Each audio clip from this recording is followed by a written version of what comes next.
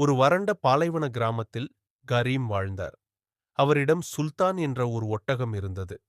சுல்தான் எப்போதும் வேலைக்குத் தயார், தண்ணீர் சுமந்து பயணங்களில் உதவியும் செய்தது. ஒருநாள் கரீம் அருகிலுள்ள நகரத்திற்கு சென்று கொண்டிருந்தார்.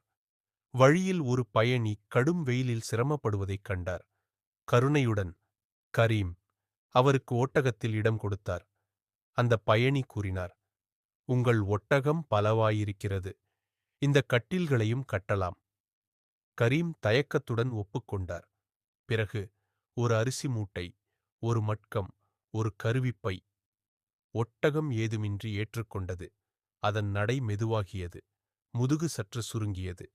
இறுதியில் கரீம் ஒரு சிறிய இறகு துளியை சுமையின் மீது வைத்தார். அவ்வளவுதான்.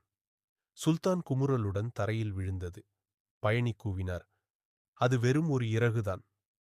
கரீம் அமைதியாகச் சொன்னார், "ஆனால் பல நேரங்களில் ஒரு சிறிய பாரமே ஒரு பெரிய உள்ளத்தை சாய்க்கும்." அதன் பிறகு கரீம் சுமைகளையெல்லாம் இறக்கி சுல்தானுக்கு தண்ணீர் கொடுத்து ஓய்வெடுக்க வைத்தார். கற்றுக்கொள்ள வேண்டியது: அறிவு, கருணை மற்றும் எல்லைக்கு அடியில் ஒவ்வொருவருக்கும் ஒரு எதிர்வினை இருக்கிறது.